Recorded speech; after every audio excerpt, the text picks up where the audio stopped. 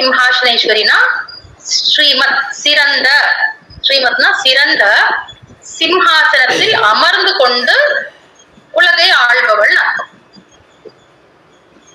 சிறந்த சிம்ஹாசனத்தில் அமர்ந்து கொண்டு இந்த உலகத்தை ஆள்பவள் ஸ்ரீமத் சிம்ஹாசன ஈஸ்வரி. ஈஸ்வரன் அப்படின்னா ஆள்பவன் முடியுமா? ஈஸ்வரினா ஆள்பவன் முடியுமா? அவளோட அன்பை அளக்க முடியுமா? அவரோட அருளை அளக்க முடியுமா? எதுவுமே அளக்க முடியாது. அப்போ இந்த அளக்க முடியாத பெருமையை, கருணையை, அன்பை உடையவள். கோபத்தையும் அளக்க முடியாது, அவ்வளவு கோபத்தையும் அளக்க முடியாது, அவ்வளவு பெரியவள் அர்த்தம். ஸ்ரீ மாதா. அப்போ அவள் அளக்க முடியாது. கோபப்படுவாளா அப்படின்னா கோபம் வருமா அம்மாக்கு? அம்மா மேல கோபப்படுவாளா? நம்மள ரொம்ப ஜெகஜால என்ன சொல் கில்லாடிகள் தான் நம்மள. அவளையே கோவப்பட வைப்போம் இல்லையா? கோவமே வராதவளை கூட கோவ வைக்கிற டெக்னிக் எனக்கு தெரியும். இப்போ அம்மா சரியா, அவ யாருக்கெல்லாம் அன்னை? இப்ப நம்ம இருக்கிற இந்த 25 பேருக்கு மட்டும்தான் அன்னையா? இல்ல. இந்த உலகத்துல பஞ்சபூதங்களையும் அவள் தான் படைத்தாள் இல்லையா? இந்த உலகத்துல ஒரு ஆப்ரம்ம கீட்ட ஜனனி. அந்த கீட்டம்னா புழு. புழுல இருந்து பிரம்மதேவன் வரைக்கும் எல்லாத்தையும் அவதான் படைச்சான். அவதானே அம்மா. எவ்வளவு ஈஸியா ஒரு கொசு உட்காந்து எவ்வளவு ஈஸியா அடிக்கிறோம். எவ்வளவு ஈஸியா அடிச்சு அந்த ஒரு உயிர் வர்றதுக்கு எத்தனை கஷ்டப்பட்டு அந்த உயிர் உருவாய் வந்துடும். எவ்வளவு ஈஸியா அடிச்சுட்டு போறோம். ஒரு கூட்டமா எறும்பு இருக்குன்னா எத்தனை சீக்கிரம் தண்ணி ஊத்தி விட்டுரும். எத்தனை கூசாம எப்படி நடந்துட்டு போறோம். உரிமை இருக்கா எனக்கு?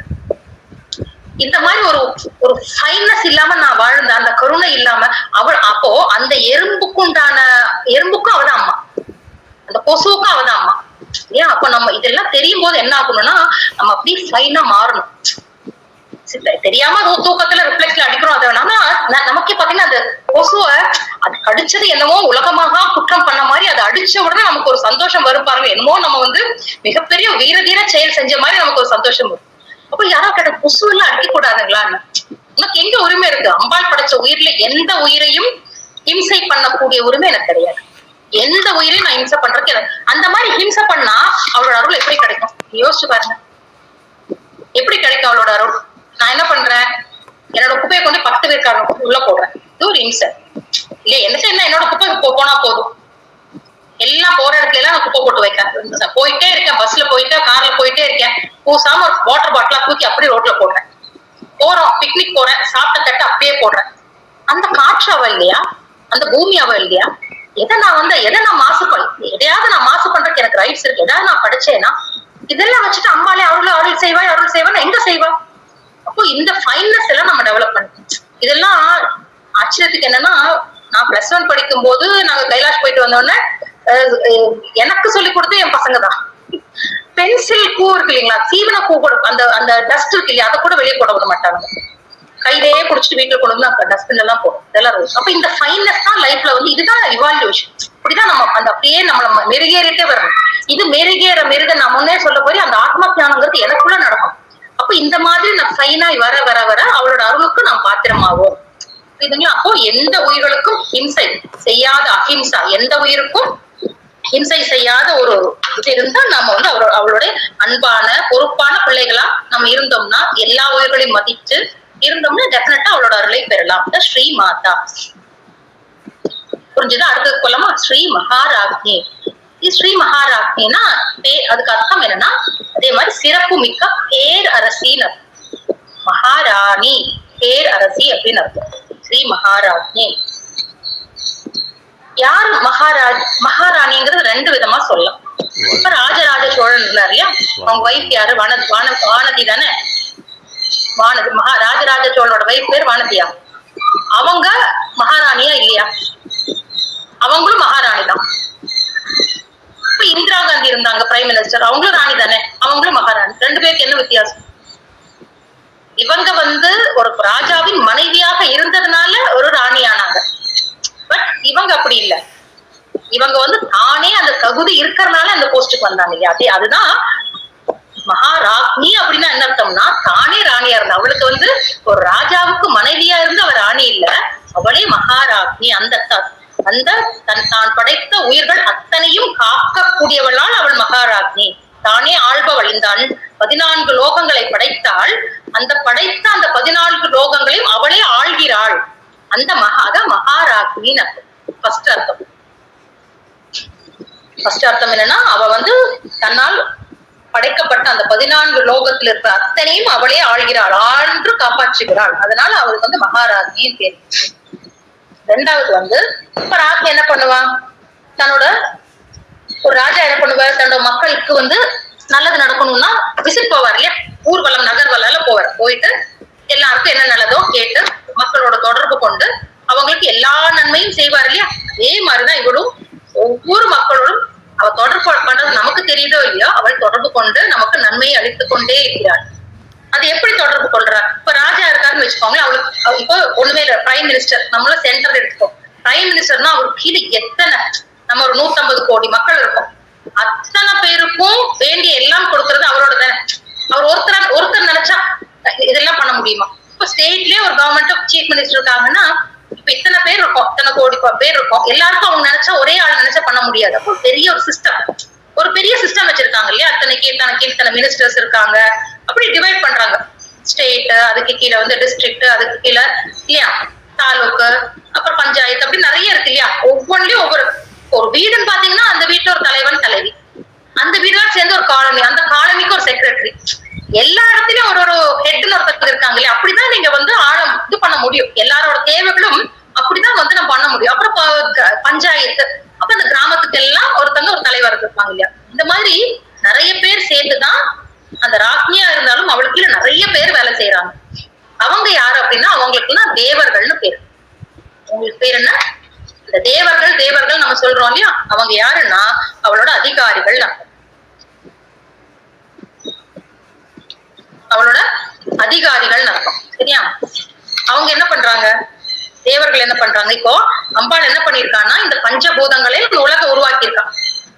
இப்ப நம்ம என்ன பண்ண, 6 சுவை தானே இருக்கு, நமக்கு எத்தனை சுவை இருக்கு, நம்ம சாப்பாட்டுல எத்தனை சுவை இருக்கு, இனிப்பு இருக்கு, கசப்பு இருக்கு, காரம் இருக்கு, புளிப்பு இருக்கு, உவர்ப்பு, துவர்ப்பு.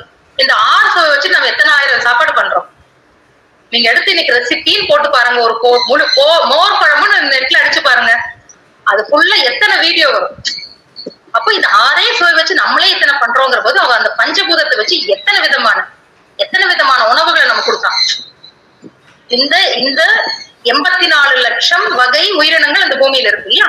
அவங்க அத்தனை பேருக்கும் சாப்பாடு போடணும்னா யாரால முடியும்? ஒவ்வொரு உயிரும் அந்தந்த நேரத்தை சாப்பிட்டுச்சா, பசியாருச்சான்னு அவ பார்த்து கரெக்டா கொடுத்தான். அதுக்கு அவங்களுக்கு என்ன தேவை, அவங்களுக்கு சாப்பாடு வேணும், அவங்களுக்கு ஆக்சிஜன் வேணும், அவங்களுக்கு ஒரு பாதுகாப்பு வேணும், அத்தனையும் பார்த்து கொடுத்துட்டு இருக்கான். அப்ப அதுக்குதான் இந்த தேவர்கள் மும்மூர்த்திகளை வச்சு இந்த படைத்தல், காத்தல், அழித்தலை பண்ணி இந்த அருளல் அப்படிங்கிற இந்த எல்லா உயிர்களுக்கும் அருளலுக்கு தான் தேவர்கள் அப்படிங்கிற அவங்களும் ஒரு ஜீவராசி தான்.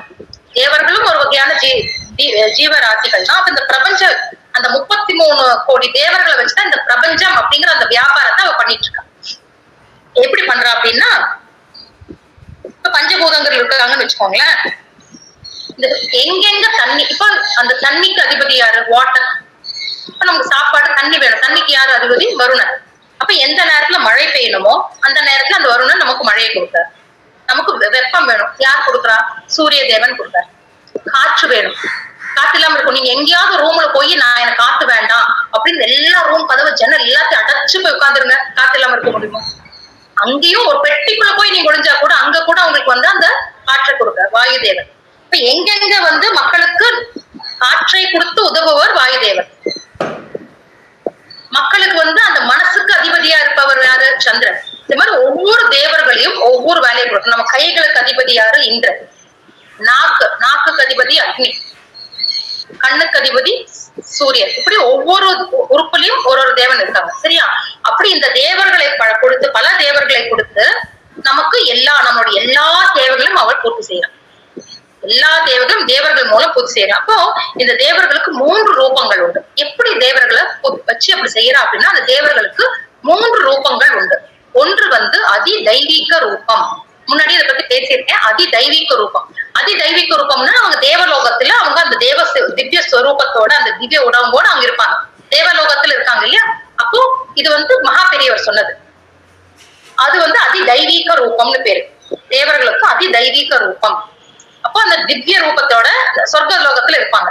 அதே தேவர்கள் என்னங்கன்னா இந்த பஞ்சபூதத்தை எல்லா இடத்துலயும் கலந்து இருப்பாங்க. அது அதி பௌத்திகம். பௌத்தம்னா பூதம். அப்ப இந்த எல்லா பஞ்சபூதங்களும் நிலத்துல இருப்பாங்க, நிலன்ல இருப்பாங்க, நீர்ல இருப்பாங்க, காற்றுல இருப்பாங்க, ஆகாயத்துல இருப்பாங்க, அக்னியில இருப்பாங்க, எல்லா இடத்துலயும் கலந்து இருப்பாங்க. மூன்றாவது இது வந்து இப்ப நிலம் முழுவதும், இப்ப நிலம் ஃபுல்லா இருக்குன்னு வச்சுக்கோங்களேன், அதுக்கு ஒரு தேவன்.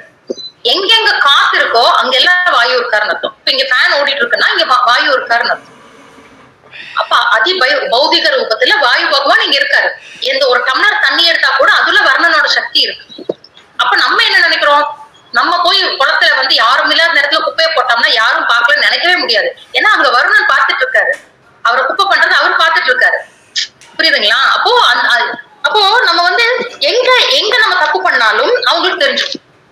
அது எப்படி தெரியும் அப்படின்னு கேட்டீங்கன்னா, அப்படி தெரியுமா, நான் இங்க இப்ப நான் யாருமே இல்ல, நான் இங்க தனியா உட்காந்து நான் தப்பு பண்றேன், யாருக்கும் தெரியும். அது எப்படி அவங்களுக்கு தெரியும் அப்படின்னா, அவங்களால உணர முடியுமா, அவங்களுக்கு அந்த அளவுக்கு தெரியுமா? அவங்கள ஜடம் தானே. நம்ம என்ன காத்துனா ஜடமா தானே பண்றோம். தண்ணி எப்படி மிஸ்யூஸ் பண்றோம், தண்ணி எப்படி எப்படி எடுத்து அள்ளி வெட்டி கழுவோம் இல்ல, எப்படி ஊத்துறோம், என்னென்னவோ பண்றோம் இல்ல. அப்ப என்னைக்காவது அது ஊத்தும் போது அந்த வருணனோட சக்தி நம்ம யோசிச்சிருக்கோமா? இல்ல. ஏன்னா அது நமக்கு அது தெரியல. அது ஜடமா தான் நம்ம இது வரைக்கும் பார்த்திருக்கோம். பஞ்சபூதத்தை ஒரு ஜடமா பார்த்திருக்கோம். ஆனா அவங்க வந்து ஒவ்வொருத்தரும் தேவர்கள். சரியா? இப்போ நான் இங்க உட்கார்ந்துருக்கேன், தியானம் பண்ணிட்டு இருக்கேன், கண்ண மூடி உட்கார்ந்துட்டு இருக்கேன். பின்னாடி யாரோ ஒருத்தர் வந்து எனக்கு தட்டாங்கன்னு வச்சுக்கோங்களேன். பின்னாடி நான் பார்க்கவே இல்லை, நான் கண்ண மூடி உட்கார்ந்துருக்கேன். எனக்கு தெரியுமா? தெரியாது. தெரியும், சும்மா என்ன தொடராங்க பின்னாடி. நான் பார்த்தேனா? எப்படி எனக்கு தெரியுது? என்னோட அறிவு இந்த உடல் ஃபுல்லா எல்லா செயலும் என்னோட அறிவு நிறைஞ்சிருக்கு. எல்லா இடத்துலயும் அதே மாதிரிதான் தேவர்கள் நமக்கு இந்த உடல்ல ஃபுல்லா. அப்போ ஒரு எறும்பு வந்து இங்க பின்னாடி கொசு வந்து கடிச்சிட்டு, ஐய இவங்க பாக்கல, முன்னாடி தானே பாத்துட்டு இருக்காங்க, நான் கடிச்சா அந்த அம்மாக்கு தெரியாதுன்னு கடிச்சா, அப்படி நினைச்சுன்னா எவ்வளவு முட்டாள்தனமோ. அதே மாதிரிதான் நம்ம வந்து இந்த பஞ்சபூதங்களை நான் அழுக்க ஊத்திட்டு அவங்களுக்கு தெரியலன்னு நினைக்கிறேன். அந்த அளவுக்கு முட்டாள்தனம். ஒரு கொசு பின்னாடி வந்து உட்காந்துட்டு இந்த அம்மாவை பின்னாடி உட்காந்து கடிக்கலாம், அவங்களுக்கு எப்படி கண்ணு முன்னாடி தானே இருக்கு, அவங்க வேற கண்ணை மூடி இருக்காங்களே, தெரியாதுன்னு நினைச்சா அது எவ்வளவு ஒரு ஸ்டூபிடிட்டியோ அது மாதிரிதான். அந்த மாதிரிதான் இந்த இது. இப்போ இந்த தேவர்கள் அவங்களுக்கு அவங்களோட திவ்ய ரூபம், அவங்க இந்த பிரபஞ்சம் ஃபுல்லா அவங்க நிறைஞ்சிருக்காங்க. இப்போ எல்லா செயல்களையும் அவங்க கண்காணிச்சுட்டே இருக்காங்க. இது நம்ம ஞாபகம்.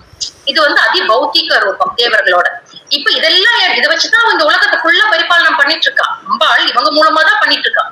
அடுத்தது மூன்றாவது அதி அத்தியாத்ம ரூபம். நமக்குள்ள நான் சொன்னேன் இல்லையா, கண்ணுக்கு அக்னி, கண்ணுக்கு சூரியன், நாக்குக்கு அக்னி, அப்படி ஒவ்வொருக்கும் காதுக்கு திக் தேவதைகள், இப்படி ஒவ்வொரு உறுப்புக்கும் ஒரு தேவன் இருக்காங்க. அப்ப நம்ம உள்ளேயும் பண்ண, வெளியே தப்பு பண்ண முடியாது, உள்ளேயும் தப்பு மனசுல கூட தப்பே நினைக்க முடியாது. நினைச்சா அது அவங்களுக்கு தெரிஞ்சு போயிடும். சரியா? அப்போ எல்லா இடத்துலயுமே நம்ம கரெக்டா இருக்கணும். இதுதான் வந்து அத்தியாத்மிக மூன்றாவது ரூபம். ஒவ்வொரு பிராணிகளுக்கு அங்கத்திலையும் அவங்க அப்ப நம்ம ஏமாத்தவே முடியாது. அப்போ தர்மம் மீறாமல் கடமையை அனுசரித்தால் நம்ம வந்து அவள் நம்மை காப்பாள்.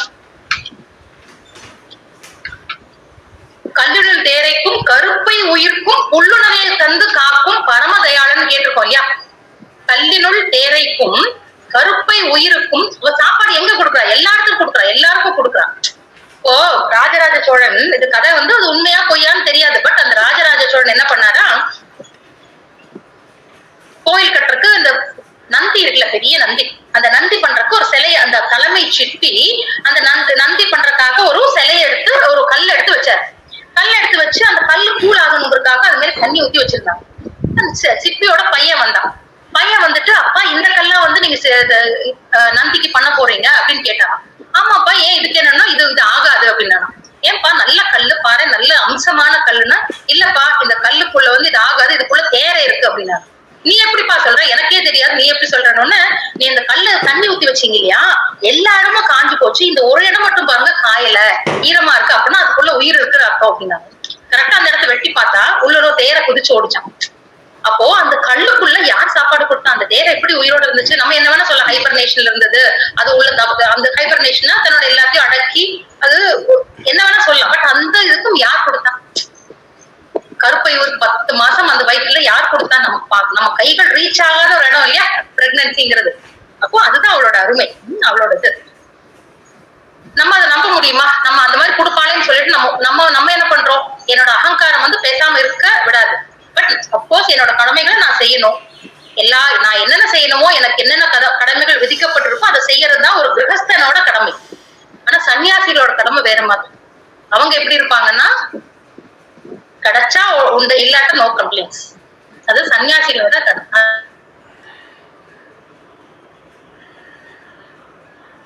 சாப்பிடும் தெரியுமா? மலைப்பாம்பு போயில தேடி எல்லாம் ஓடாது, பரபரப்பரன்னு ஓடி ஓடி போய் இந்த புலி எல்லாம் ஹண்ட் பண்ற மாதிரி எல்லாம் போய் ஹண்ட் பண்ணாது. அது என்ன பண்ணும்னா ஒரு இடத்துல பேசாம படுத்து கிடக்கும். அப்ப வந்த பசிச்சா வந்தா சாப்பிடலாம், இல்லாட்டி பசியோடு இருக்கும், அமைதியா உட்காந்துரும். கரெக்டா இறைவன் அதுக்கும் சாப்பாடு கொடுப்பாரு. ஒரு தவளையோ எலியோ ஏதோ ஒண்ணு வந்து மாட்டோம், அப்படியே குடிச்சு முழுங்கிடும். இதுதான் அந்த மாதிரி மனிதர்கள். இத வந்து தத்தாத்திரேயர்னு ஒரு மகான் இருந்தார், தெரியல, அவதூதர் தத்தாத்திரேயர். அவருக்கு வந்து மும்மூர்த்திகளோட அவதாரம் அவருக்கு வந்து 24 குரு. அவர் இப்படி அவதூத்தரா அப்படி நடந்துட்டு இருந்தாராம். பாக்குற எல்லாமே அவருக்கு குரு. ஒரு காக்கான்னு அது குரு, ஒரு பேசிக் பெண் அது குரு, ஒரு குடும்ப பெண் வளையல் அப்படி குத்துறா அது குரு. அந்த மாதிரி பாக்குற எல்லாமே அது குருவா பார்த்து போயிட்டு இருந்தார். அப்ப இந்த மலைப்பாம்பை பார்த்தோட டிசைட் பண்ணாரா, நான் வந்து இனி வந்து சாப்பாடு வந்து நான் வந்தா சாப்பிடுவேன், இது பண்ண மாட்டேன்னு அப்படியே இருந்தா. அது ஒரு கதை சொல்லுவாங்க. அப்படி படுத்து அப்படியே அது அஜகர யோகம் பண்ணிட்டு இருக்கும் போதுதான் பரசுராமர் இருக்காரு இல்லையா, பரசுராமர் வந்து எல்லா சத்திரியர்களையும் அழிப்பேன்னு சொல்லிட்டு அந்த சத்திரிய வம்சத்தை, அந்த கிளானையே வந்து டோட்டலா டிஸ்ட்ராய் பண்ணாரு, தெரியும் இல்லையா? ஏன்னா அவங்க அப்பா ஜமதக்னிய வந்து ஒரு ஜமதக்னி ரேணுகா தேவியோட பையன் தான் பரசுராமர். அவங்க அப்பாவை வந்து ஒரு ஒரு ஒரு ராஜா கொண்டுட்டார் இல்லையா, அதுக்கு பழி வாங்கறதுக்காக அந்த சத்திரிய வம்சத்தையே அழிப்பார். அதுதான் அந்த பரசுவை வச்சு சுத்திட்டு இருப்பாரு இல்லையா. கடைசியில எல்லாம் முடிச்சு அவர் ரொம்ப அந்த அவருக்கு வந்து அந்த மனசு அமைதி ஆகாம தான் இவர்கிட்ட வர தத்தாத்திரேயர்கிட்ட வந்து அமைதி கிடைக்கும் சொல்லிட்டு ஸ்ரீவித்யா இவர்கிட்ட தான் உபதேசம் வாங்குறாரு தத்தாத்திரேயர்கிட்ட. அப்படி அங்க தத்தாத்திரேயர்கிட்ட வரும்போது அவர் அஜகர யோகத்துல படுத்திருந்தாங்க. ஒரு தோல்ல வந்து ரேணுகா தேவியும் ஒரு அந்த தெரியல, அந்த கதை எவ்வளவு தூரம் வேலைன்னு தெரியல. ஆனா ரேணுகா தேவி பார்த்த உடனே அந்த பேலன்ஸ் இல்லையா, அந்த ஒரு பேலன்ஸ் அந்த என்ன சொல்லுவாங்க, பேலன்ஸ் சொல்லுவாங்க இல்லையா, அந்த தூக்கிட்டு போவாங்கல்ல, இல்ல இந்த வச்சு தூக்கிட்டு போவாங்கல்ல, ஸ்ரவணன் தூக்கிட்டு போனார்ல அப்பா அம்மாவை தராசுல வச்சுட்டு போகும்போது அப்படி படுத்திருந்தவரே ரேணுகா தேவியை பார்த்து வச்சு கும்பிட்டான்னு சொல்லுவாங்க. அப்போ அந்த மாதிரி தத்தாத்திரேயருக்கும் உணவு கொடுத்தவர். விவேகானந்தர் கதையில அவங்க சொல்லுவாங்க, விவேகானந்தர் என்ன பண்ணாரா, ஒரு தடவை ட்ரெயின்ல, அவரும் அதே மாதிரி பரிவிராஜகர் தானே, அவரு சன்னியாசி, எந்த சம்பாத்தியமும் இல்லாம அப்படியே ஊரா அப்படியே சுத்திட்டு இருக்காரு. சுத்திட்டு இருக்கும்போது ஒரு தடவை என்னாச்சுன்னா, இதெல்லாம் அம்பாளோட கருணை வந்து எல்லாருக்கும் உண்டு. அவங்க வந்து அது முழுமையா தன் வாழ்க்கை முறையை எடுத்துட்டு எதையுமே ட்ரை பண்ணல, எந்த டைம்லும் அது வந்து நம்ம கொடுப்பாங்கிறதுக்கு இதெல்லாம் ஒரு சாட்சிகள் சரியா. அப்போ விவேகானந்தர் எப்படி போயிட்டு இருக்காரு, ட்ரெயின்ல போயிட்டு இருக்கும்போது அவரோட ட்ரெஸ்ஸே இருக்கும் இல்லையா, தலையில ஒரு பெரிய தொப்பியெல்லாம் வச்சுட்டு பார்த்த எல்லாருமே வந்து ஒரு பரிகாசம் செய்யக்கூடிய ஒரு மக்கள் தானே அங்க இருந்தாங்க. ஒரு பெரிய ஒரு பணக்காரர் அந்த ட்ரெயின்ல கூட டிராவல் பண்ணியிருக்காரு. விவேகானந்தர் கையில சாப்பாடு வாங்குறதுக்கு கையில காசு இல்லை. அப்போ இந்த சாப்பாடு வந்து நம்ம நினைக்கிற மாதிரி ட்ரெயின்ல எல்லாம் அப்பெல்லாம் இவ்வளவு ஃபுட் எல்லாம் கிடைக்காது இல்லையா. அப்போ அந்த இவர் வந்து டீஸ் பண்ணிட்டே இருந்தார், விவேகானந்தரா அப்படி கிண்டல் பண்ணிட்டே இருந்திருக்காரு. நீங்க நான் பாருங்க இவ்வளவு சாப்பாடு கொண்டு வந்திருக்கேன், உனக்கு சாப்பாடு இருக்காருன்னா எனக்கு அம்பாள் பாத்துப்பா, இறைவன் பாத்துப்பா அப்படின்னு சொன்னாரு.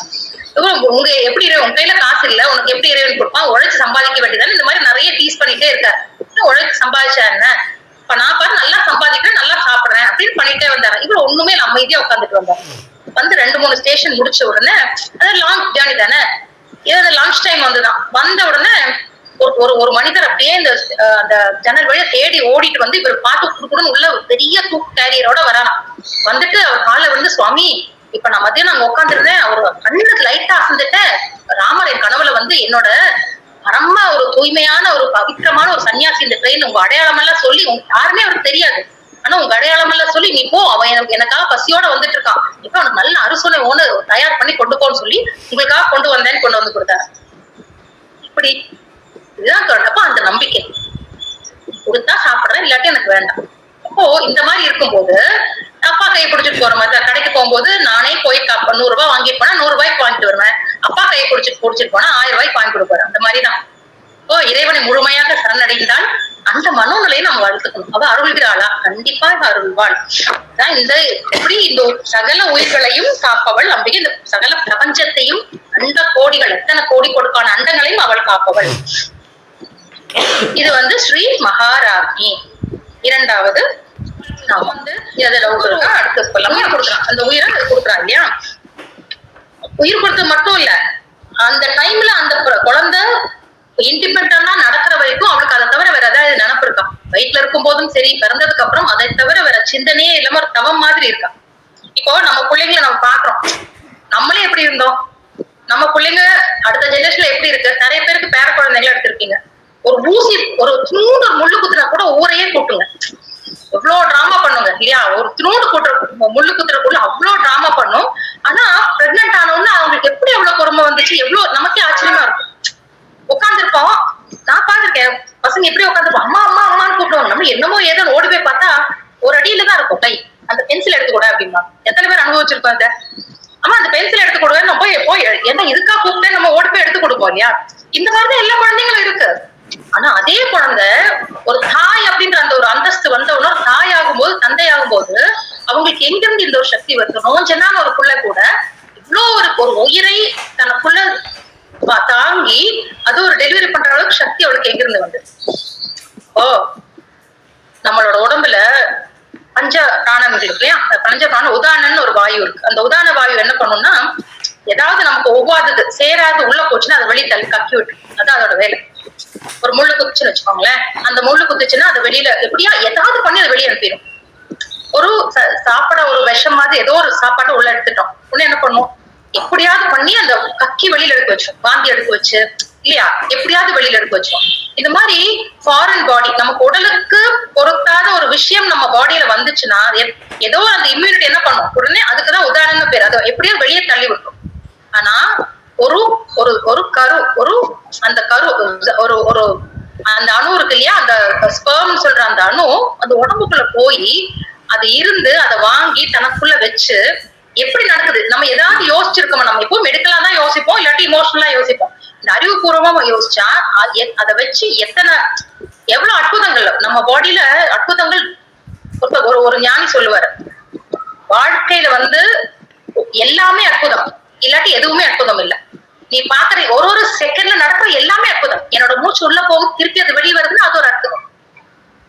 நைட் தூங்குறேன், காலையில எந்திரிச்சேன்னா அது அற்புதம். எனக்கு நீ காலையில சாப்பிடுறேன், தடை இல்லாம நான் சாப்பாடு உள்ள போகுது, பசிக்குது, சாப்பிட்டேன், அது ஒரு அற்புதம்.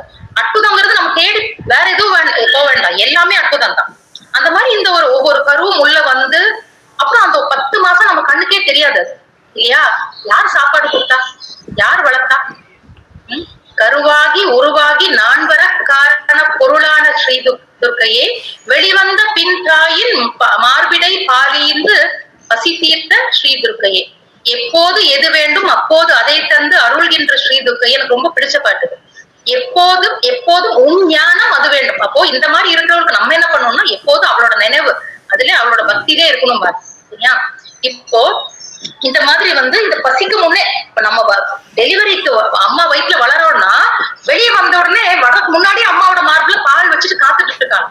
இதெல்லாம் கருணை இல்லையா? யோசிச்சு பாருங்களேன். இதனாலதான் அவள் ஸ்ரீமாதா. அப்போ இந்த இந்த இந்த பொண்ணுக்கு எப்படி இந்த கருணை வந்துச்சு, எங்கிருந்து இங்க வந்துச்சு? நம்ம சொல்றோம் ஒரு ஊசிக்கு கூட பயப்படுற போல ஊற கூட்டுற பொண்ணு இல்லையா, எப்படி வந்துச்சு அப்படின்னா, அதுக்கு என்ன சொல்றாங்கன்னா, இந்த 5 தொழில்கள் சொன்னேன் இல்லையா, அதுல அனுகிரக சக்தின்னு ஒரு சக்தி, அம்பாளோட அனுகிரக சக்தி இந்த பிரபஞ்சம் ஃபுல்லா எப்பவுமே அவளோட அருள் சக்தி நிறைஞ்சிருக்கு. அதனாலதான் அவளோட மார்பகங்கள் வந்து பெருத்து இருக்கிறது, கனத்து இருக்குன்னு ஏன் சொல்றாங்க அப்படின்னா, அவளோட அது அருள், அவளோட அந்த பிரபஞ்சம் ஃபுல்லா அவளோட அருளால நிறைஞ்சிருக்கு. அந்த எந்த ஜீவனுக்கு எப்ப தேவைமோ அது ஓடி வந்து நமக்கு பறக்க ரெடியா இருக்கு.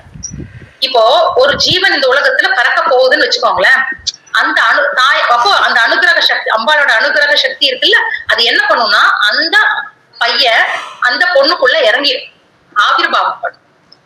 அந்த மாத்திருத்துவம், அந்த பித்ருத்துவம் அந்த அந்த பையனுக்கும் அந்த பொண்ணுக்குள்ள இறங்கி அவங்க பர்சனாலிட்டி அப்படியே மாறும். அப்ப அது பேர் தான் தாய்மை, மாத்திருத்துவம் சொல்லுவாங்க. இது நடக்கிற, இதெல்லாம் நம்ம கவனிச்சிருப்போமா? நம்ம கரெக்டா கான்டெம்ப்ளேட் பண்ணா, ஒரு பெண் தாயாகும் போதே நல்லா கான்டெம்ப்ளேட் பண்ணா அவள் அதன் மூலமாவே அவள் ஞானத்தை அடையலாம். ஏன்னா அங்க உள்ள இறங்கி இருக்கிற சக்தி, அந்த அம்பாளோட அந்த தாய்மைங்கிற சக்தி சாதாரண சக்தி இல்ல. அப்போ இதெல்லாம் நம்ம கவனிச்சது இல்லை, ஏன்னா தெரியல நமக்கு. எல்லாமே நம்ம எல்லாருக்குமே அந்த சக்தியை உள்வாங்கி இருக்கும். அந்த டெலிவரி டைம்ல குழந்தை வயிற்றுல இருக்கும்போது வாங்கியிருக்கும். அப்போ அந்த தாய்மை, அதுக்கு மாத்திருக்கிறோம்னு பேரு மதர்லினஸ். அப்ப அந்த ஆவிர்வாகம் பண்ணுது. மனுஷனுக்கு மட்டும்தானா அப்படின்னு கேட்டா, மனிதர்களுக்கு மட்டுமல்ல. நீங்க வீட்டுல ஆசையா ஒரு பூனைய நாயை வளர்த்துறோம், அந்த பூனை நாயை குட்டி போட்டுருக்குன்னு வச்சுக்கோங்களேன், நம்ம பக்கத்துல போவோமா? போனா என்ன பண்ணும்? வளர்த்தாங்களே அது கடிக்க வரும். ஏன் அது அந்த பூனை மட்டும் அந்த குழந்தைய எப்படி தூக்கி அங்க கொண்டு போய் வச்சு காப்பாத்தது இல்லையா? யார் கொடுத்தா? யார் சொல்லி கொடுத்தா? அந்த கோழிக்கு அடக்காக்க யார் சொல்லி கொடுத்தா? அப்போ இந்த அனுகிரக சக்தி, அதுக்குதான் அந்த மாத்திருத்துவ சக்தின்னு பேரு. அது அந்த அந்த தாய்க்குள்ள இறங்கி வேலை செய்யுது. சோ நான் முதல்ல சொல்லியிருக்கேன்னு தெரியல, நம்ம வீட்டுல ஒரு 6 லூட்டினோ பேரட்னு ஒரு 6 கிளி இருக்கு. அந்த கிளி வந்து ஒரு டாக்டர் வீட்டுல இருந்தது. அந்த கிளி வந்து அந்த கிளியோட அந்த அந்த பொண்ணோட அப்பா இறந்துட்டாரு, அந்த டாக்டரோட அப்பா இறந்துட்டாரு. உடனே என்னாச்சுன்னா அந்த கிளி வந்து அவங்க அம்மா வந்து பெங்களூரே அவங்க கூட்டிட்டு போயிட்டாங்க அம்மாவை. அப்ப இந்த கிளியை பார்த்துக்க ஆள் இல்லை.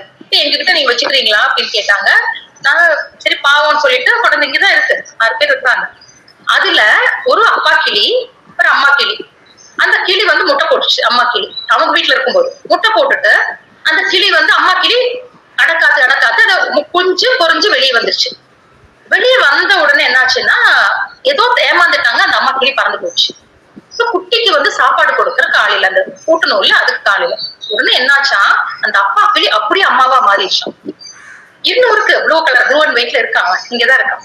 அது சாப்பாடு கொடுத்து அந்த கொடியை பாத்துக்காத்து ரெக்கையில வச்சு அம்மாவா மாறி பாதுகாத்து அந்த குட்டிகள் எல்லாம் அது வந்து காப்பாத்திட்டு அந்த குட்டிகளும் இங்க இருக்கு, அந்த கிளிகளும் இங்க இருக்கு. இதெல்லாம் பெரிய அற்புதம் தான் இல்லையா? இதுதான் அந்த மாற்றத்துவம். ஆண்களுக்குள்ளும் இறங்கும். இந்த சக்தி பெண்ணுக்குதான் வரணும் இல்ல, ஆண்களுக்குள்ளும். தாயுமானவர் சொல்றாங்க இல்லையா, நம்ம திருச்சியில தாயுமானவர் வந்து ஒரு பிரசவமே பார்த்தாரு இல்லையா? இறைவன் வந்து ஒரு லேடிக்கு பிரசவமே பார்க்கும்போது ஆணும் பெண்ணுமாக இருந்து தாயுமானவராகவும் இருப்பார். இப்போ பெண்களுக்குள்ள மட்டும்தான் அது வந்து அந்த சக்தி இறங்கணும் இல்ல. அப்போ இதுதான் அந்த தாய்மை அப்படிங்கிறதுனாலதான் அவள் ஸ்ரீ மாதா. அந்த தாய்மை கருணை வந்து இந்த பிரபஞ்சம் ஃபுல்லா இருக்கு. அப்போ அந்த ஜீவன் அப்போ எப்ப வேணா இது டெலிவரி டைம்ல அப்ப மட்டும்தான் இறங்குமானா கிடையாது. எப்ப வேணா நம்ம கூப்பிட்டா எப்ப வேணா அந்த குழந்தை நம்ம எந்த கஷ்டத்துல வேணாலும் அந்த கருணை வந்து இறங்கி வர தயாரா இருக்கு. அதுதான் அந்த அதனாலதான் ஸ்ரீ மாதா அப்படின்னு. இப்போ அந்த அனுகிரக சக்தி சரியா, அந்த அனுகிரக சக்தி வந்து நம்ம என்ன பண்ணணும், நம்ம வந்து அதை வந்து வாங்கணும் அப்படின்னா நம்ம என்ன பண்ணணும்? நம்ம என்ன பண்ணா அவளோட கருணைக்கு நம்ம பாத்திரம் ஆகலாம்? இந்த உலக தாய்க்கு வந்து நம்ம தாய் தான். நமக்கு என்ன இருக்கு? நமக்கு அல்ப அறிவு, அல்ப சக்தி இல்லையா? எல்லாமே அல்பம் சொல்லுவோம். அல்ப அறிவு, அல்ப சக்தி, ஞானம், அறிவு எல்லாமே அல்பம். ஆனா இந்த குழந்தைகளுக்கு நம்ம ஹெல்ப் பண்ணணும்னு ஆசைப்படுவோம். நம்ம என்ன நினைக்கிறோம்? நம்ம குழந்தை எல்லாத்துலயும் பெஸ்ட் என் குழந்தைக்கு கிடைக்கணும்னு நினைப்போம். ஆனா நம்மளால முடியுமா? ஆனா லோகமாதா அப்படி இல்லை. அவளுக்கு வந்து பேரறிவு இல்லையா, பேராற்றல் எல்லா இடத்துலயும் இருக்கிறவ. அப்போ அவ வந்து என்ன, அவளை இந்த மாதாவை விட்டு அந்த மாதாவை நம்ம சரணடைஞ்சோம்னா என்ன ஆகும்? அந்த தாயை நம்ம போற்றி வணங்கணும்னா என்ன ஆகும்னா மீண்டும் ஒரு தாயின் வயிற்றில் பிறக்காத ஒரு வரத்தை அவள் கொடுப்பாள். இந்த லோகத்துல இருக்கிற எல்லாமே கொடுப்பாள். அது மட்டும் அல்லாமல் திருப்பி ஒரு வயிற்றுல போய் பறக்காத மீண்டும் ஒரு பிறவி இல்லாத நிலையையும் கொடுக்கறதுக்கு அவளால முடியும். அதெல்லாம் இந்த லோக மாதாவினால முடியாது. ஆனா இந்த பூலோகத்தில் பிறந்த நம்மளால முடியாது இல்லையா? ஆனா அவளால கொடுக்க முடியும். அதனாலதான் அவளுக்கு ஸ்ரீமாதா, சிறப்பு மிக்க அன்னைன்னு பேரு. இது வந்து முதல் அர்த்தம். ஸ்ரீமாதாவோட முதல் அர்த்தம் இது. ரெண்டாவது அர்த்தம் வந்து ஸ்ரீ அப்படின்னா என்ன அர்த்தம்னா அது ஒரு மங்கள சொல், சிறப்பு சொல். ஏதாவது ஒருத்தரை நம்ம மரியாதை பண்ணணும் அப்படின்னு நினைச்சோம்னா என்ன சொல்லுவோம்? ஸ்ரீ அப்படிங்கிற வார்த்தையை வச்சு சொல்லுவோம் இல்லையா? அப்ப ஸ்ரீமாதா அப்படின்னா அவளுக்கு இதான் இப்படி சிறப்பு மிக்க அன்னை அப்படின்னு அர்த்தம் ஸ்ரீமாதா. ரெண்டாவது இப்போ தேவியோட மந்திரத்துக்கு ஸ்ரீவித்யைன்னு தெரியும். எல்லாம் ஸ்ரீவித்யே தெரியும். ஸ்ரீவித்யைன்னா அம்பாளோட மந்திரத்துக்கு ஸ்ரீவித்யைன்னு பேரு. அம்பாள் இருக்கிற இடத்துக்கு என்ன பேரு? ஸ்ரீபுரம்னு பேரு. அம்பாளோட சக்கரத்துக்கு என்ன பேரு? எல்லாமே சிறப்பு தான், ஸ்ரீ சக்கரம்னு பேரு. ஆனா இந்த சக்கரம் விஷ்ணு ஆகட்டும், கணபதி, சுதர்சன சக்கரம், ஐயப்பன், எல்லா சுவாமிக்கும் சக்கரம் இருக்கு. ஆனா அந்த சக்கரங்கள்லாம் பாத்தீங்கன்னா அந்தந்த பேர் இருக்கும், அந்த விசேஷம் அந்தந்த பேரோட தான் வரும். ஆனா அம்பாளுக்கு மட்டும் எப்படின்னா சக்கரம்னாலே ஸ்ரீ சக்கரம் தான், வித்யனாலே ஸ்ரீ வித்யா தான். அதனால வெறும் சிறப்புமே அவளோட பேர் எதுவுமே இல்ல, ஸ்ரீ ஸ்ரீ ஸ்ரீன்னு மட்டும் வருது. இது மூன்றாவது அர்த்தம் சரியா? ஸ்ரீ அப்படின்னா சிறப்பு மிக்கன்னு அர்த்தம்.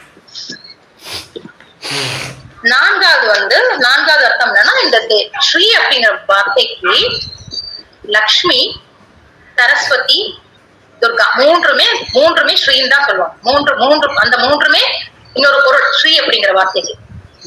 அப்ப ஸ்ரீ மாதா அப்படின்னா சரஸ்வதியும் லக்ஷ்மியையும் அந்த ருத்ராணியான துர்கையும் பெற்றவள் அவள்தான். அவளுக்கும் அவள், அதாவது இந்த உலகம், தேவி இந்த உலகத்தை படைக்கும் போது என்ன பண்றான்னா தன்னோட அம்சத்திலிருந்து 3 தேவர்களை படைத்தான். பிரம்மா, விஷ்ணு, ருத்ரன். அவங்களுக்கு துணையாக இந்த படைப்பு தொழிலை செய்யறதுக்காக என்ன பண்ணா சரஸ்வதி, லக்ஷ்மி. அப்ப இந்த 3 பேருக்கும், அப்ப ஸ்ரீ மாதான்னா இந்த 3 முப்பெரும் தேவியருக்கும் முப்பெரும் தேவர்களுக்கும் அவள் அன்னையின் அர்த்தம். அடுத்த அர்த்தம் ஸ்ரீமாதா அப்படின்னா 3 தேவர்களுக்கும் 3, அது அபிராமி பட்டர் சொன்னார் இல்லையா, பூத்தவளே புவனம் 14 பூத்தவண்ணம் காத்தவளே பின் கரந்தவளே கரை கண்டனுக்கு மூத்தவளே அப்படின்னு சொன்னார் இல்லையா. அந்த 3 உலகையும் படைத்தவள் அவள். இதுதான் அடுத்த அர்த்தம். அப்ப நமக்கு செல்வம் வேணுமா, கல்வி வேணுமா, சக்தி வேணுமா, யார கேட்கணும்? அம்பாள் ஒருத்தர், லலிதாம்பா ஒருத்தர் கூப்பிட்டா போதும் நமக்கு எல்லாமே கிடைக்கும். 3 தேவியையும் தொழுத ஒரு பலன் நமக்கு கிடைக்கும். இது அடுத்தது. எல்லாம் அவளோட கண் அசைவிலே கிடைக்கும். அவ எடுத்து கூட சொல்லணும்னு கூட இல்லை, ஜஸ்ட் அவளோட கண் அசைவிலே அத்தனையுமே நமக்கு கிடைக்கும். அடுத்த 5வது அர்த்தம் பாத்தீங்கன்னா, ஸ்ரீ அப்படிங்கிற வார்த்தைக்கு புத்தி, சக்தி, புகழ், பெருமை, 4 வகையான புருஷார்த்தம். இது எல்லாமே ஸ்ரீங்கிறது எல்லாமே குறிக்கும். தர்மார்த்த, காம, மோட்சம் 4 வகையான புருஷார்த்தங்கள். அழகு, அலங்காரம், கல்வி, இது எல்லாமே ஸ்ரீங்கிற வார்த்தைக்கு இது எல்லாமே பொருந்தும். புத்தி, சக்தி, 4 வகையான புருஷார்த்தங்கள், பெருமை, புகழ், அழகு, அலங்காரம், கல்வி, இது எல்லாமே இந்த ஸ்ரீங்கிற வார்த்தை. அப்ப இது எல்லாமே நம்ம ஒருத்திய கும்பிட்டது எல்லாமே நமக்கு கிடைக்கும். ஸ்ரீமாதா இந்த அத்தனை வகையான ஐஸ்வர்யங்களையும் கொடுப்பவள் ஸ்ரீமாதா. அப்புறம் இன்னொரு அர்த்தம் இருக்கு. ஸ்ரீ அப்படிங்கிறதுக்கு இன்னொரு அர்த்தம்னா விஷம்னு அர்த்தம். இது நமக்கு பொதுவா நமக்கு அவ்வளவு தெரியாத விஷயம். ஸ்ரீ அப்படின்னா விஷம்னு அர்த்தம். ஸ்ரீ நீலகண்டன் அப்படின்னு சொல்லுவாங்க இல்லையா, சிவனுக்கு அந்த விஷத்தை முழுங்கினதுனால அவருக்கு நீலகண்டன் ஒரு பேர் இருக்கு. இன்னொரு பேர் என்னன்னா ஸ்ரீகண்டன் ஒரு பேர் இருக்கு. ஸ்ரீகண்டன்னா என்ன அர்த்தம்னா விஷத்தை தொண்டையில் வைத்தவன். ஸ்ரீகண்டார்த்த ஷரீரின்னு அம்பாளுக்கு ஒரு பேர் இருக்கு இல்லையா, ஸ்ரீகண்ட அர்த்த ஷரீரினி. இப்போ ஸ்ரீகண்டன் நீலகண்டனுடைய பாதி அர்த்தம்னா பாதி, அந்த பாதி சரீரத்தை எடுத்துக்கொண்டவள் அர்த்தம். ஸ்ரீகண்ட அர்த்த ஷரீரினி. இப்போ ஸ்ரீனா விஷம்னு ஒரு பேரு. இப்போ அது ஒரு அர்த்தம். இப்போ நமக்கு யாராவது ரொம்ப துன்பம் பண்றாங்கன்னு வச்சுக்கோ, ஸ்ரீவித்யா உபாசனை பண்றவங்கள நம்ம யாருக்கும் தொந்தரவு போக மாட்டோம். பொதுவா நம்ம யாரோட தொந்தரவுக்கு போக மாட்டோம். ஆனா உலகத்துல நமக்கு அனுபவிக்கிறதுக்கு நம்ம நல்லவங்களா இருந்தாலும், ரோட்ல போறோம், வண்டி ஓட்டிட்டு போறோம், ஆக்சிடென்ட் ஆகிறதுக்கு நான் நல்லா ஓட்டினா மட்டும் பத்தாது, எவ்வளவு வரவும் நல்லா ஓட்டணும் இல்லையா. அந்த மாதிரி நான் நல்லவனா இருந்தா பத்தாது, நம்ம வாழ்க்கையில நம்ம பிராரப்த கர்மத்திலே யாரையோ மீட் பண்ண வேண்டியிருக்கு. யாராரோ நமக்கு துன்பம் கொடுப்பாங்க. ஸ்ரீவித்யா உபாசகனுக்கு அந்த மாதிரி யாராவது விஷம் மாதிரி துன்பம் கொடுத்தால், காரணமே இல்லாமல் துன்பம் கொடுத்தால், அந்த விஷத்தை அவள் வாங்கி அவள் ஒண்ணுமில்லாம பண்ணிடுது. இப்போ அபிராமி பட்டரோட கதையிலே பாத்தீங்கன்னா, அபிராமி பட்டர் என்ன பண்றாரு, அபிராமி பட்டர் பேசாம அவர் பாட்டுக்கு தன் உள்ளுக்குள்ள அம்பிகையை வழிபட்டு தியானம் பண்ணி அவர் பாட்டுக்கு சிவனே உட்காந்துட்டு இருந்தார். யாரோட வம்புக்கும் கோபமே இல்லாதவர், அம்பாளை தவிர வேற நினைப்பில்லாதவர். என்ன பண்ணாங்க அவருக்கு? அதுக்கும் ஒரு பொறாமை. சரி, நீ காசை பார்த்து பொறாமப்பட்டா பரவாயில்ல, வசதியை பார்த்து பொறாமப்பட்டால், நீ நல்லா சாமி கும்பிடுறேன்னு பார்த்து பொறாமப்பட்டா என்னதான் பண்றது? நீ நல்லா சாமி கும்பிடுற, உனக்கு அம்பாள் பக்தி நல்லா இருக்குன்னா அதுக்கும் பொறாமப்படுறதுக்கும் துன்பம் விளைவிக்கும் ஆள் இருக்காங்க. அப்ப அந்த மாதிரி இவன் மட்டும் எப்படி ஒரு அமைதியா இருக்கலாம், இவன் மட்டும் எப்படி சாந்தமா இருக்கலாம்னு சொல்லிதான் அந்த சரபோஜி மகாராஜா வரும்போது அந்த இடத்துல உட்காந்து தேவியோட சன்னதியில உட்காந்து தியானம் பண்றவன் வலுக்கட்டாயமா அந்த பக்கம் வராத ராஜா, அந்த ராஜாவுக்கு அந்த அமிர்த கடேஸ்வரர் மட்டும் கும்பிட்டுட்டு போற ஐடியா தான். அவருக்கு அந்த சைடு வர்றது ஐடியாவே இல்லை. இவங்கெல்லாம் சேர்ந்து இவரை மாட்டி விடணும் அப்படிங்கறதுக்காக புடிச்சு இழுத்துட்டு போய் இந்த மாதிரி இவர் உட்கார்ந்து இருக்காரு. இவர் ஒரு அந்த அந்த மது போதை அந்த மயக்கத்துல உட்காந்துருக்கா, என்னென்னமோ சொல்லி அவங்கள இது பண்றாங்க இல்லையா. அப்போ என்னாச்சு, அந்த ஒரு விஷயத்த வச்சே அவரோட புகழ் இந்த உலகம் ஃபுல்லா வர மாதிரி பண்ணா இல்லையா. இது அம்பாளோட அருள். நீ யாரு வேணா நமக்கு விஷம் பண்ணட்டும், உலகத்துல யாரு வேணா பண்ணட்டும், அவள் நம்மளை அவளை கால கெட்டியா பிடிச்சாப்போ. என்னோட வாழ்க்கையும் மிகப்பெரிய ஒரு உதாரணம் அந்த விஷயத்துல. அம்பாள எங்க வாழ்க்கையில பிரச்சனை வர்றதுக்கு முன்னாடி அவ வந்தா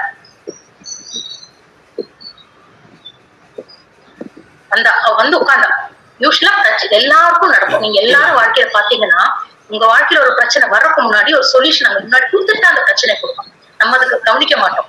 ஒரு சொல்யூஷன் உங்களுக்கு கொடுத்துட்டு அதுக்கப்புறம் தான் நம்ம உண்மையான பக்தர்களா இருந்தா உங்களுக்கு சொல்யூஷனை கொடுத்துட்டு அப்புறம் தான் வரும். எங்களுக்கு அப்படி அந்த பிரச்சனை ஆரம்பிக்கிறதுக்கு 1 வருஷம் முன்னாடி வந்து வீட்டுல உட்காந்துதான் அந்த ஒரு மரணம் போல ஒரு நிலைக்கு போயிட்டு வெளியே வந்து.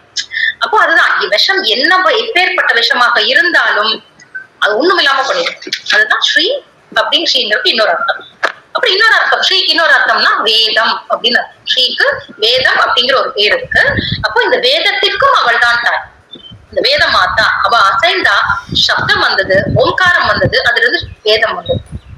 அதான் அந்த வேதம் அவளோட அசைவு தான். அப்போ வேதத்துக்கும் அவள் தாய், அதான் ஸ்ரீ மாதா அப்படின்னு. இன்னொரு அர்த்தம் என்னன்னா வேதத்தை அந்த ஸ்ரீ அப்படிங்கிற மா அப்படிங்கிற வார்த்தைக்கு பிரித்து கொடுப்பதுன்னு அர்த்தம். பிரிச்சு கொடுக்குறோம். அப்ப அவ என்ன பண்ணா இந்த வேதத்தை 4ஆக பிரம்மாட்ட கொடுத்து அதை பிரிச்சு இந்த உலகத்துக்கு கொடுக்க செய்தாள். வேதத்தை பிரித்து கொடுத்தவள் அது ஸ்ரீ மாதா. இது இன்னொரு அர்த்தம். இதெல்லாம் எல்லாம் இந்த பாஸ்கர ராயரோட அவரோட உரைதான், அவரோட பாஷ்யத்திலிருந்து எடுக்கப்பட்டதுதான். மா அப்படின்னு அது ஒரு அர்த்தம். இன்னொரு அர்த்தம் மா அப்படின்னா